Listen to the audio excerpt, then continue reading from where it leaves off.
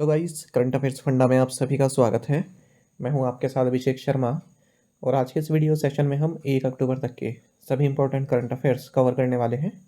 हमेशा की तरह आप इस वीडियो को अंत तक जरूर देखिएगा। आज भी आपको काफ़ी कुछ जानने के लिए मिलेगा। साथ ही गाइस, इस सेशन को शुरू करने से पहले आप सभी को बताना चाहूँगा, यदि आप हमारी daily current affairs PDF, weekly PDF, monthly PDF और हर महीने के banking and economic awareness PDF चाहते हैं तो करंट अफेयर्स फंडा का 1 ईयर मेंबरशिप प्लान आप ज्वाइन कर सकते हैं, जिसका लिंक आपको वीडियो के डिस्क्रिप्शन में या फिर फर्स्ट कमेंट में मिल जाएगा। आपको बता दें, इस 1 ईयर मेंबरशिप प्लान के तहत जितना भी हमारा पीडीएफ कंटेंट है वो हम आपको 1 साल तक के लिए प्रोवाइड कराते हैं, जिसे आप डाउनलोड कर सकते हैं, प्रिंट आउट भी निकलवा सकते हैं। इसके लिए चाहे तो आप करंट अफेयर्स फंडा ऐप को यूज़ कर सकते हैं या फिर अपने लैपटॉप या सिस्टम की मदद से वेब लॉगिन भी कर सकते हैं। कोई भी आपका एग्जाम हो, बैंकिंग, एसएससी, रेलवे या स्टेट पीसीएस, जहाँ पर भी जनरल अवेयरनेस या करंट अफेयर्स पूछे जाते हैं, सभी एग्जाम्स के लिए हमारा पीडीएफ कंटेंट काफ़ी यूज़फुल है। कोई भी अगर आपका डाउट है हमारे इस पीडीएफ को संबंधित तो कमेंट बॉक्स में अवश्य लिखिएगा। चलिए फिर करते हैं शुरुआत इस वीडियो सेशन की। सबसे पहले आज का क्वेश्चन देख लेते हैं, इसका आंसर आपको अभी कमेंट बॉक्स में करना है। Who is the world food foundations prize awarded this year to Swati Nayak named after. Swati Nayak को इस वर्ष प्राप्त विश्व खाद्य फाउंडेशन का पुरस्कार किसके नाम पर है? ऑप्शन देखते हैं। Perry Adkisson, Norman Borlaug, Verghese Kurien या फिर एम एस स्वामीनाथन। तो जल्दी से आप आंसर कर दीजिए, फिर हम आगे बढ़ते हैं। और इसी तरह क्वेश्चन यदि आप प्रैक्टिस करना चाहते हैं तो हमें टेलीग्राम पर ज्वाइन कर लीजिए। करंट अफेयर्स पढ़ना नाम से हमारा टेलीग्राम चैनल है।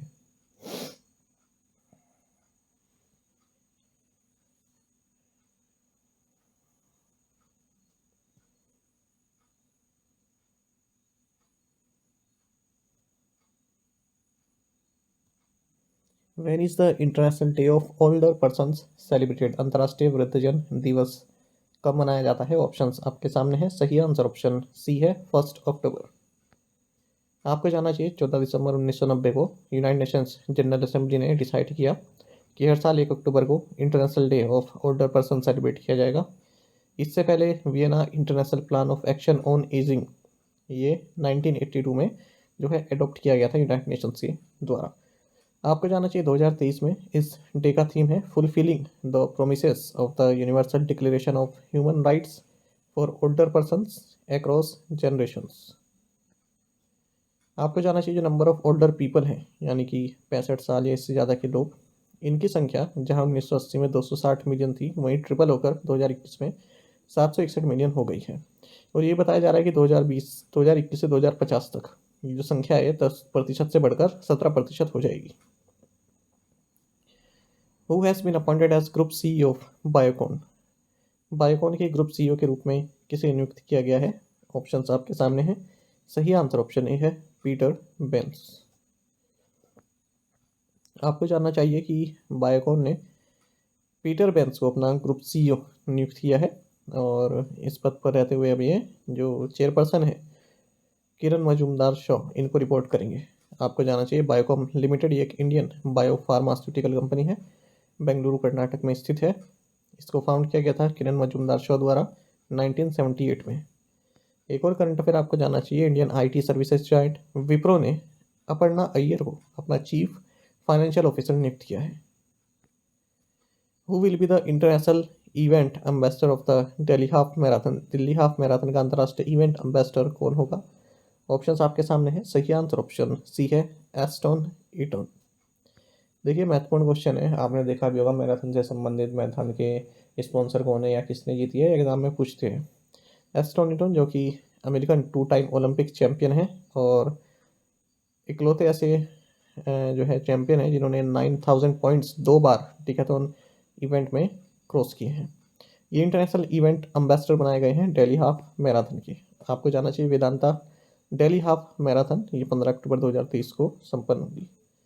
आपको जाना चाहिए हाफ मैराथन मतलब कि इसमें कितने की रनिंग होती है? 21.0975 किलोमीटर, यानी कि 13.1 माइल्स की, यानी कि हाफ कर दीजिए मैराथन के। Who has become the first Asian male nominee for the International Tennis Hall of Fame in the player category? खिलाड़ी श्रेणी में अंतर्राष्ट्रीय टेनिस हॉल ऑफ फेम के लिए पहला एशियाई पुरुष नामांकित व्यक्ति कौन बन गया है? सही आंसर ऑप्शन बी है, लिएंडर पेस। आपको जाना चाहिए लेजेंडरी लिएंडर पेस जिन्होंने कई सारे ग्रैंड स्लैम चैम्पियन जो है ये रहे हैं। तो ये अब फर्स्ट एशियन मेल नॉमिनी बन गए हैं international tennis hall of fame के लिए इन द प्लेयर कैटेगरी। 50 साल के लिंडर पेस जो है उन 6 नॉमिनीज में शामिल हैं जिन्हें इस क्लास ऑफ 2024 के लिए नामित किया गया है। बाकी के 5 के नाम देख लेते हैं। Cara Black, Ana Ivanovic, Carlos Noya, Daniel Nestor, Flavia Pennetta. ठीक है, ये सभी प्लेयर कैटेगरी में शामिल हैं। एक बात याद रखना, जब भी इस तरह कोई इंडियन किसी चीज़ में सेलेक्ट होता है या अवार्ड मिलता है तो ये भी देख लिया कीजिए और कितने लोगों को मिला है। कई बार एग्जाम में देखा गया कि भी पूछते हैं इनको अवार्ड मिला और कितने लोगों को साथ मिला, तो टोटल 6 को नॉमिनेट किया गया है। Which country launched Noor 3 satellite into orbit? किस देश ने नूर 3 उपग्रह को कक्षा में प्रक्षेपित किया? सही आंसर ऑप्शन ए है ईरान। आपको जाना चाहिए ईरान की जो इस्लामिक रिवॉल्यूशन गार्ड स्कोप है IRGC, इनका जो एरोस्पेस फोर्स है, इन्होंने एक इमेजिंग सैटेलाइट लॉन्च किया जिसका नाम है नूर 3 लाइट 3। ठीक है, अर्थ के ऑर्बिट में। तो नूर 3 लाइट 3 इसको ऑर्बिट में पुट किया गया है 450 kilometres above the surface of the earth by satellite carrier Quest या Messenger. Which state will get a second tiger reserve in Kaimur district Kaimur wildlife sanctuary by early 2024? 2024 की शुरुआत में कैमूर वन्यजीव अभ्यारण्य किस राज्य का दूसरा बाघ अभ्यारण्य होगा? सही आंसर ऑप्शन ए है बिहार। आपको जाना चाहिए बिहार में जल्दी सेकंड टाइगर रिजर्व आने वाला है 2023 के अंत में या फिर 2024 की शुरुआत में। इसका नाम है कैमूर वाइल्ड लाइफ सेंचुरी, मतलब कैमूर वाइल्ड लाइफ सेंचुरी। इसको टाइगर रिजर्व का स्टेटस दे दिया जाएगा क्योंकि अभी इकलौता जो टाइगर रिजर्व है यहाँ पर वो वाल्मीकि टाइगर रिजर्व, इसकी जो कैपेसिटी है वो पूरी हो चुकी है। ठीक है, अब और ये मैनेज नहीं कर सकता टाइगर्स को। कैमूर वाइल्ड लाइफ सेंचुरी ये बिहार का लार्जेस्ट है और कैमूर रोहतास डिस्ट्रिक्ट को जो है कवर करता है और इस वाइल्ड लाइफ सेंचुरी को 1979 में स्टैब्लिश किया गया था। ठीक है, डाइवर्स फॉरेस्ट टाइप्स हैं इसमें, rare flora and fauna and historical sites like Rohtasgarh fort and Shergarh fort. Which state government has banned the planting of ornamental conocarpus trees in forest और नॉन फॉरेस्ट एरियाज? किस राज्य सरकार ने वन या गैर one क्षेत्रों में कोनोकॉर्पस पेड़ों के रोपण पर प्रतिबंध लगा दिया है? सही आंसर ऑप्शन बी है गुजरात। आपको जाना चाहिए गुजरात गवर्नमेंट ने डिसाइड किया है कि जो ये सजावटी कोनोकॉर्पस ट्रीज होते हैं उनको फॉरेस्ट में या फिर नॉन फॉरेस्ट एरियाज में नहीं प्लांट किया जाएगा क्योंकि इन्वायरमेंट पर और ह्यूमन हेल्थ पर ये एडवर्स इफेक्ट डाल रहे हैं। इससे पहले तेलंगाना भी इस तरह का डिसीजन ले चुका है। कोनोकॉर्पस एक fast growing exotic mangrove species है और गुजरात में अब तक ये ग्रीन कवर बढ़ाने के लिए पहली चॉइस रही है। ये ट्रॉपिकल रीजन्स में पाए जाते हैं। इसकी जो लीव्स हैं ये अनपेलेटेबल हैं टू प्लांट ईटिंग एनिमल्स, मतलब एनिमल्स जो है ना प्लांट जो खाते हैं वो खा नहीं सकते। Which edition of Nadi Utsav was organised on the banks of river Yamuna in Delhi? Delhi में यमुना नदी के तट पर नदी उत्सव का कौन सा संस्करण आयोजित किया गया? सही आंसर ऑप्शन सी है फोर्थ।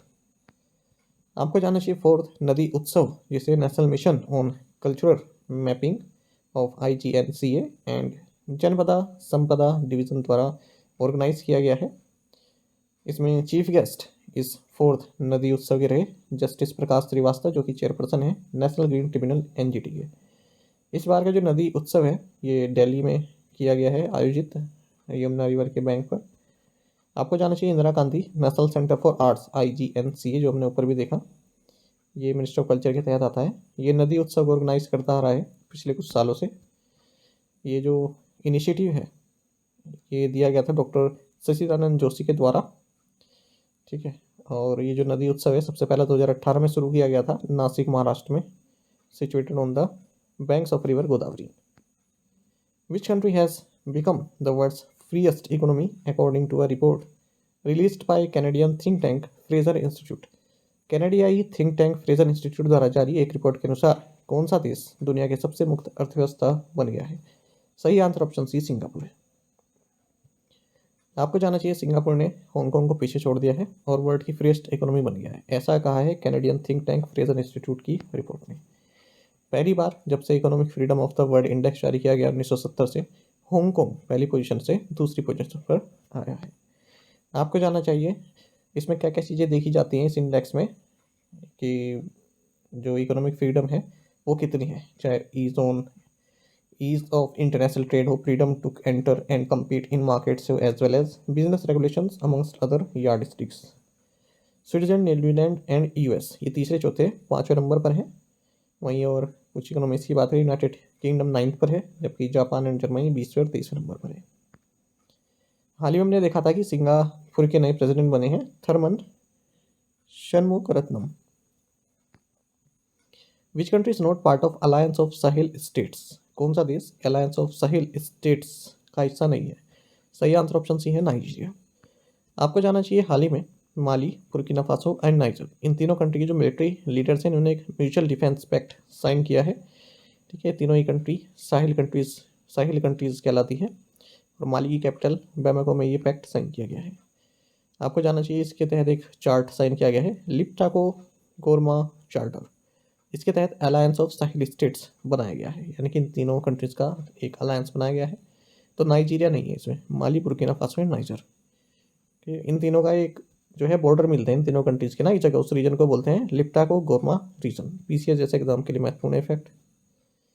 आपको जाना चाहिए तीनों ही कंट्री 2020 के बाद से तख्ता पलट देख चुकी हैं, और रिसेंटली तो जो नाइजर है यहाँ पर जुलाई के महीने में इन्होंने प्रेसिडेंट मोहम्मद बजोम को डिथ्रोन कर दिया था, फेंक दिया, मतलब ओवरथ्रो कर दिया था। अब जो इनमें उथल पुथल चलती रहती है ना, एक वेस्ट अफ्रीकन रीजनल ब्लॉक है इकोवास, यानी कि economic community of west African states. तो इसने थ्रेटन भी किया था कि ये नाइजीरिया जो है, माली जो है, बुर्किना फासो है, ये आप में क्या क्या चलता रहता है, ठीक है, हम इसमें इंटरवीन करेंगे। Which state has been accorded sanction by the Indian Council for Medical Research to use TrueNet test to diagnose Nipah? भारतीय चिकित्सा अनुसंधान परिषद ने किस राज्य को निपा के निदान के लिए ट्रूनेट परीक्षण का उपयोग करने की मंजूरी दी है? सही आंसर ऑप्शन ए है केरल। आपको जानना चाहिए केरल को Indian council for medical research द्वारा अनुमति मिल गई है कि आप ट्रूनेट टेस्ट को यूज़ कर सकते हैं निपा वायरस को डायग्नोस के लिए। जो भी हॉस्पिटल जहाँ पर BSL-2 लेवल लैब्स हैं वो इस टेस्ट को परफॉर्म कर सकते हैं। आपको जानना चाहिए जो ट्रूनेट टेस्ट है chip based point of care rapid molecular test for diagnosis of infectious diseases.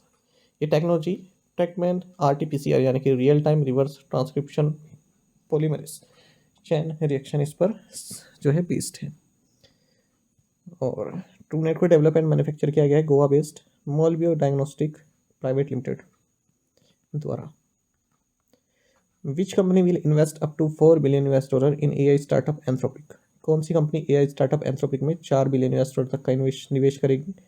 सही आंसर ऑप्शन सी है अमेजॉन। आपको जानना चाहिए Amazon.com ने अनाउंस किया है कि $4 बिलियन जो है इन कैश इन्वेस्ट करेगी हाई प्रोफाइल स्टार्टअप एंथ्रोपिक में in order to fight artificial intelligence with increasing cloud rivals. As part of the agreement, Amazon workers and cloud customers will have early access to Anthropic technology, which they can incorporate into their enterprises. Anthropic की बात करें, one of a number of firms developing generative AI है और system that can make materials as it were created by a human, मतलब AI संबंधित company है। India's first cartography museum inaugurated at which place? Bharat के पहले मानचित्र कला संग्रहालय का उद्घाटन किस स्थान पर हुआ? सही आंसर ऑप्शन सी है मसूरी। आपको जानना चाहिए उत्तराखंड टूरिस्ट मिनिस्टर सतपाल महाराज ने कार्टोग्राफी म्यूजियम को इनोग्रेट किया है पार्क स्टेट मसूरी में, जो कि पहले घर हुआ करता था जाने माने सर्वेयर सर जॉर्ज एवरेस्ट का, जिनके नाम पर वर्ल्ड की हाईएस्ट पीक है।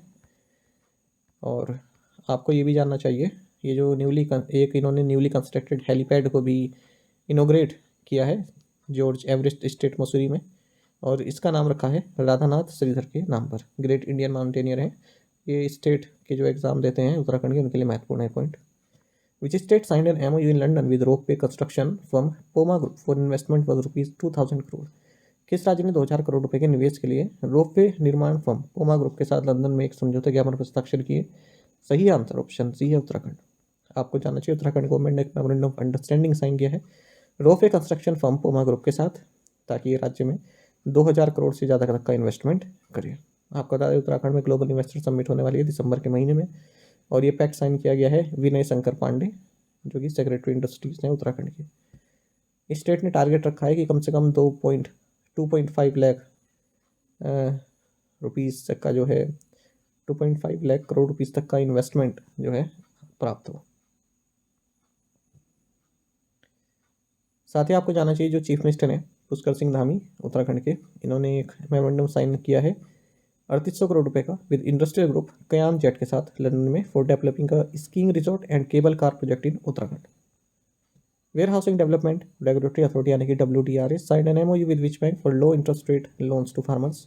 Where housing development regulator authority ने किसानों को कम ब्याज दर पर ऋण के लिए किस बैंक के साथ एक समझौते के पर हस्ताक्षर किए। सही आंसर ऑप्शन बी है, बैंक ऑफ इंडिया। आपको जाना चाहिए फार्मर्स और ट्रेडर्स को लो इंटरेस्ट रेट प्रोवाइड कराने के लिए, low interest rate loan provide कराने के लिए warehousing development regulatory authority यानी कि WDRA, इसने मेमोरेंडम ऑफ अंडरस्टैंडिंग साइन किया है बैंक ऑफ इंडिया के साथ। किसकी मौजूदगी में? WDRA के जो चेयरपर्सन TK मनोज कुमार और बैंक ऑफ इंडिया के MD and CEO Rajneesh Karnatak. The MOU was signed with the intent of promoting awareness to fund against ENWRS यानी कि इलेक्ट्रॉनिक नेगोशिएबल वेयरहाउस रिसिप्ट। आपको जाना चाहिए बैंक ऑफ इंडिया का हेडक्वार्टर्स मुंबई में है, टैगलाइन रिलेशनशिप बियॉन्ड बैंकिंग। साथ ही आपको जाना चाहिए बैंक ऑफ महाराष्ट्र ने प्रदीप कुमार श्रीवास्तव को चीफ टेक्नोलॉजी ऑफिसर नियुक्त किया है। प्रीवियस साइन में क्वेश्चन के आंसर देखें।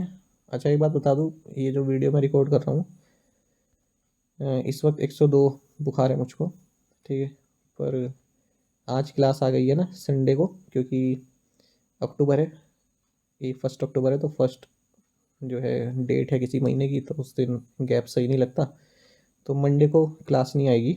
और अगर फीवर और बढ़ गया तो हो सकता है मंगलवार को भी ना आए, ट्यूसडे को भी ना आए, ठीक है, क्योंकि जोड़ों में भी काफ़ी दर्द हो रहा है, जॉइंट्स वगैरह में, ठीक है।